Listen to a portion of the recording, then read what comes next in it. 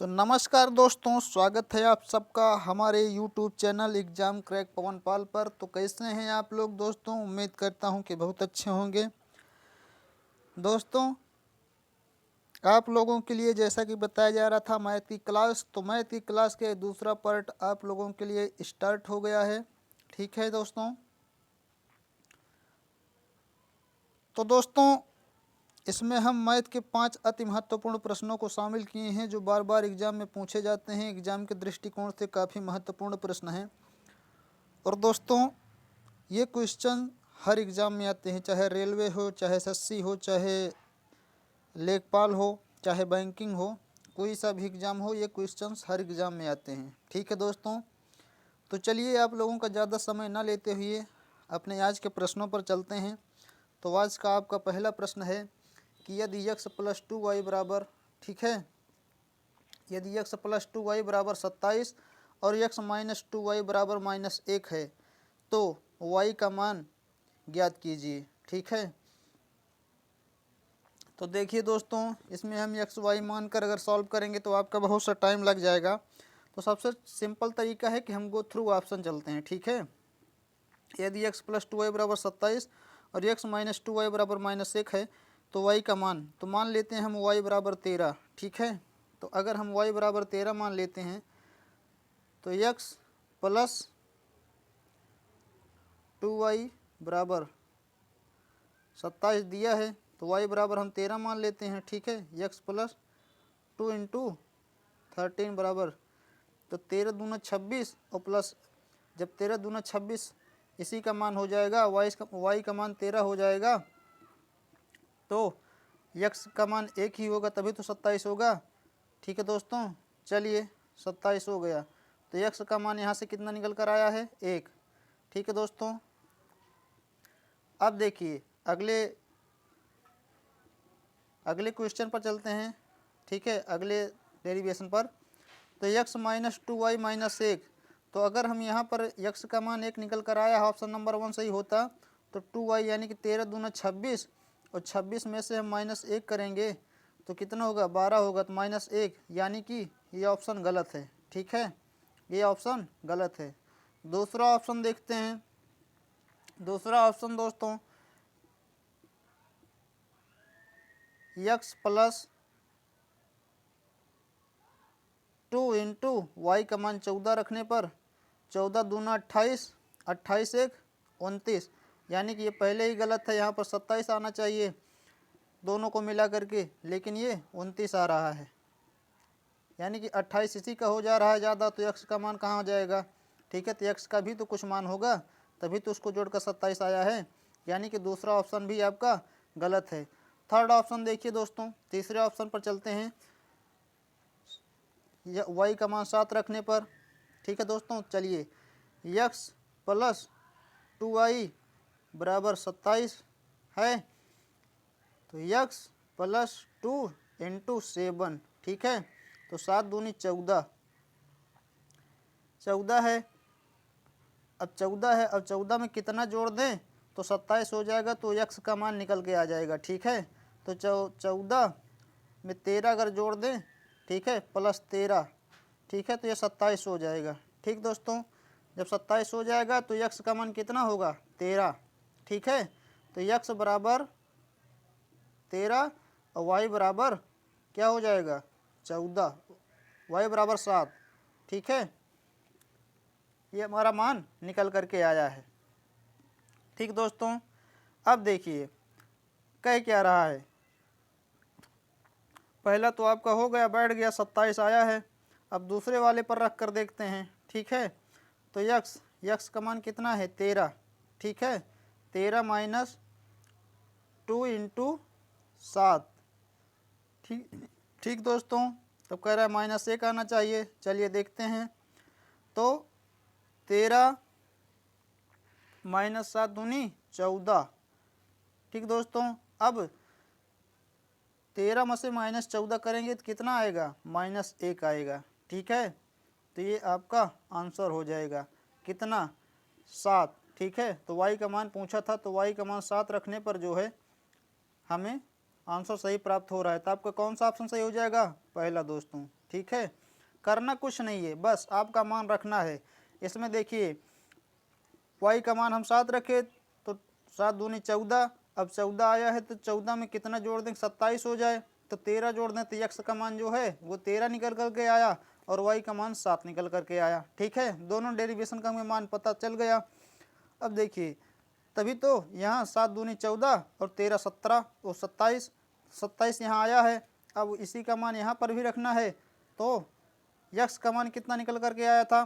13 और y का 7।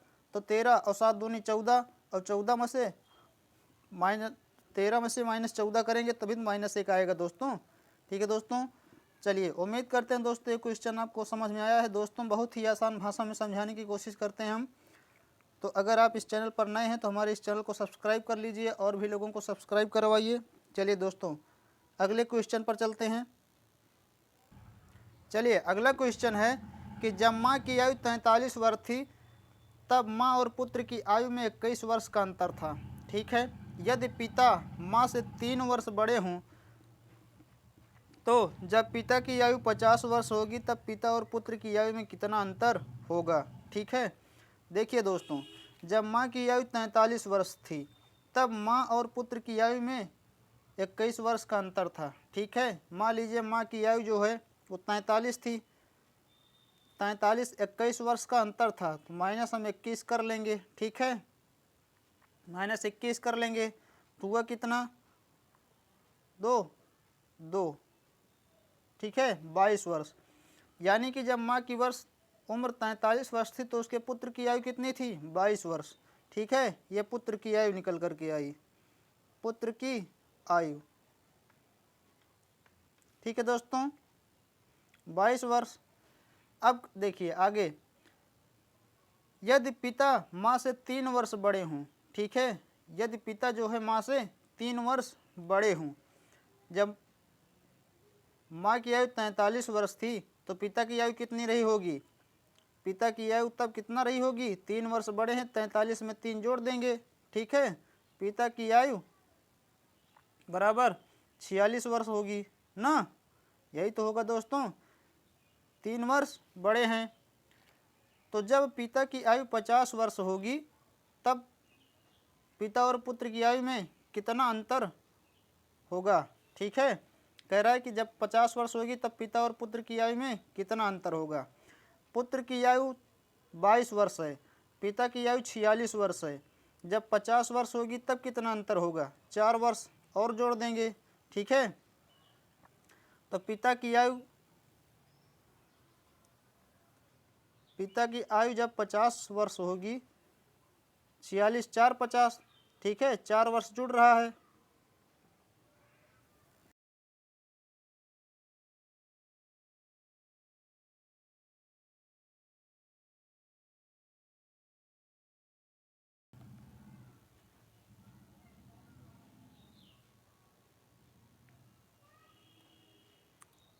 चार वर्ष जब जुड़ रहा है तो कितना हो जाएगा?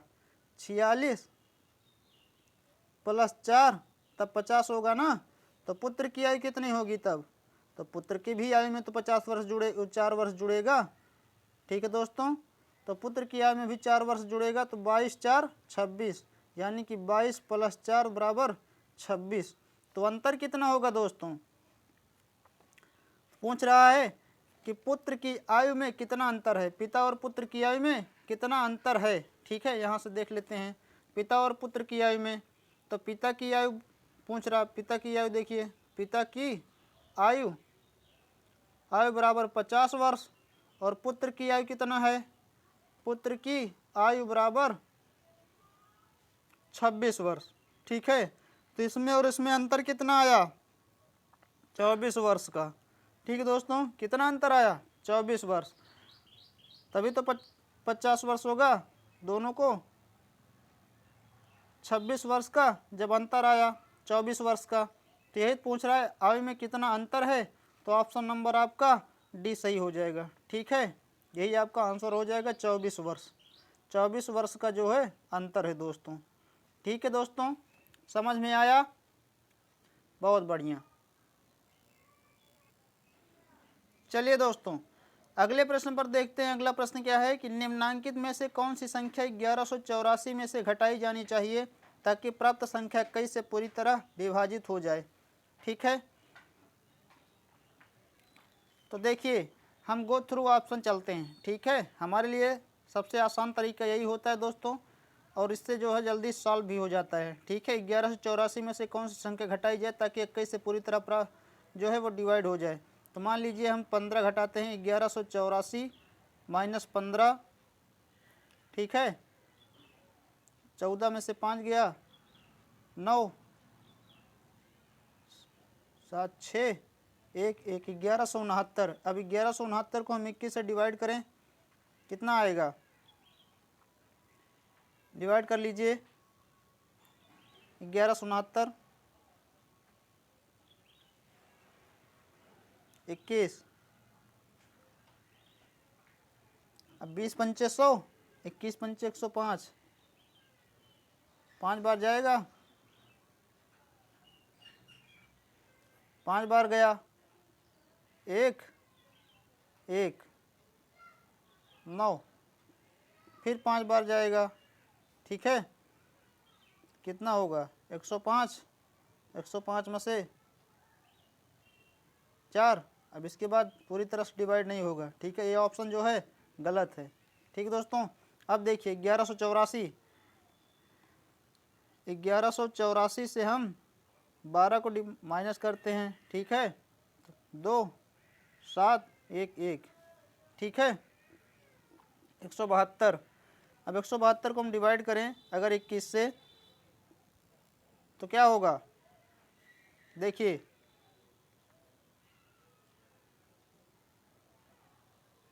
1172, 21, 21 पंचे, इसमें 5 बार जाएगा, इसमें भी 105 होगा, 105, 2, 12, 22, फिर 6 बार जाएगा।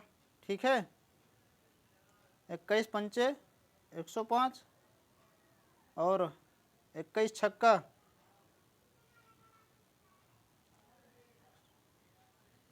121, 21 छक्का 126 होगा। ठीक है, तो नहीं जाएगा।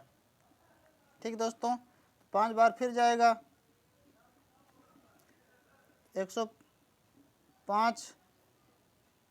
ठीक है, तो 7 होगा यहाँ, 1 होगा यहाँ, ये भी नहीं डिवाइड होगा। ठीक है, अब देखिए 2 ऑप्शन आपके गलत हो गए। ठीक, अब तीसरा ऑप्शन पर चलते हैं। 1184 में से माइनस 8 करिए, क्या होगा? 8 से 14, 14 में से 8 गया 6। ठीक है, 7, यहाँ 1176। अब देखिए 1176 जाएगा, देखिए चेक करते हैं। तो दोस्तों आपका ऑप्शन नंबर सी जो है वो सही हो जाएगा। ठीक है, आप करके देख लीजिएगा। क्वेश्चन क्या कह रहा था? निम्नांकित में से कौन सी संख्या 1184 में से घटाई जानी चाहिए ताकि प्राप्त संख्या 21 से पूरी तरह विभाजित हो जाए। तो अगर हम 8 घटा दें तो प्राप्त संख्या जो है वो 21 से पूरी तरह विभाजित हो जाएगी। ठीक है दोस्तों, अगर हम इससे 8 घटा दें तो ऑप्शन नंबर आपका सी सही हो जाएगा। ठीक है दोस्तों ज़्यादा कठिन नहीं है, यह है कि आपके समय बचत के लिए हमने इसको स्किप करके बहुत जल्दी आपको आंसर दे दिया। ठीक है, चलिए अगले प्रश्न पर चलते हैं दोस्तों। अगला प्रश्न है दोस्तों, एक टैंक को 30 मिनट में भरा जा सकता है। टैंक में एक रिसाव है जो टैंक को 90 मिनट में खाली कर सकता है, अतः टैंक कितनी देर में भरा जाएगा। ठीक है, एक है 30 मिनट में भरा जा सकता है। ठीक है, 30 मिनट में भर रहा है और दूसरा 90 मिनट में खाली कर रहा है। ठीक है, तो हम क्या करेंगे? 30 और 90 का हम दोस्तों एलसीएम ले लेंगे। ठीक है, 30 और 90 का एलसीएम ले लेंगे तो कितना आएगा? 90। अब देखिए 30 तिहाई 90 और 90 कम 90, ठीक है। तो एक जो है 3 यूनिट भर रहा है और दूसरा क्या कर रहा है, 1 यूनिट खाली कर रहा है। तो वास्तविक काम कितना हो रहा है, वास्तविक काम 2 यूनिट हो रहा है, ठीक है, 2 यूनिट। अब क्या कह रहा है, टोटल यूनिट जो है 90 है और 2 यूनिट भर रहा है, तो कितने मिनट में भरेगा, 1 मिनट में 2 यूनिट भर रहा है। तो 90 डिवाइडेड बाई 2, तो 2 1 कम 2 और 45 दूना 90, यानी कि 45 मिनट में जो है दोस्तों वो भरेगा, ठीक है। यही आपका आंसर हो जाएगा, ठीक है दोस्तों। इस तरह का क्वेश्चन आया तो एलसीएम मेथड बहुत ही आसान तरीका होता है इन तरह के क्वेश्चन को सॉल्व करने के लिए। तो आपका ऑप्शन नंबर बी जो है सही हो जाएगा, ठीक दोस्तों। चलिए अगले प्रश्न पर चलते हैं दोस्तों। चलिए दोस्तों, अगला प्रश्न आपका कह रहा है कि एक वस्तु 20% की छूट पर 2400 रुपये में बेची गई। यदि छूट 25% हो तो वस्तु का विक्रय मूल्य ज्ञात करें, ठीक है दोस्तों। 20% की छूट पर 2400 रुपये में बेची गई। तो देखिए, अगर छूट 20% है तो यानी कि उस वस्तु का जो है वास्तविक मूल्य कितना था, यानी कितने पर बेची गई, 80% पर, ठीक है दोस्तों। सेलिंग प्राइस कितना था उसका, 24 रुपये था, लेकिन परसेंट में 80%, तभी तो 20% छूट पर बेची गई। तो 80% बराबर कितना था, 80% बराबर 2400 रुपये, ठीक है। जब 80% बराबर 2400 तो 1% बराबर कितना होगा, तो 2400 डिवाइडेड बाई 80, ठीक है दोस्तों। 0 से 0 कट गया, 8 त्रिक 24 30, ठीक है दोस्तों। तो आपका 1% बराबर कितना आया, 30, ठीक है। तो 1% बराबर 30 रुपये, ठीक है। तो अब कह रहा है कि यदि छूट 25% हो तो वस्तु का विक्रय मूल्य ज्ञात करें। तो अगर 25% है तो 100 में से 25 यानी कि 75% का मूल्य कितना होगा, ठीक है। तो कह रहा है 75% बराबर कितना होगा, ठीक है। तो अब 75% गुणे 30, ठीक है, इसी का हमें मान निकालना है। तो 5 3 15 150, हंसी लो 15 और 7 त्रिक 21, 210 15 225, ठीक है। तो आपका कितना आया आंसर दोस्तों, 2250 रुपये, ठीक है। 75% का मूल्य कितना होगा, 75% का मूल्य बराबर 2250 रुपये, आपका यही आंसर हो जाएगा, ठीक है। तो कौन सा ऑप्शन सही है, ऑप्शन नंबर ए, ठीक है दोस्तों। तो दोस्तों ये रहे आज के 5 महत्वपूर्ण प्रश्न। कैसे लगे आपको कमेंट करके ज़रूर बताना दोस्तों। ये प्रश्न अच्छे लगे हों तो हमारे इस वीडियो को लाइक शेयर और सब्सक्राइब कीजिए, अपने दोस्तों को भी शेयर कीजिए ताकि उनको भी इस चीज़ का फ़ायदा मिल सके, ठीक है दोस्तों। चलिए मिलते हैं नेक्स्ट वीडियो में और भी इम्पोर्टेंट प्रश्नों के साथ, तब तक के लिए दीजिए इजाज़त, धन्यवाद।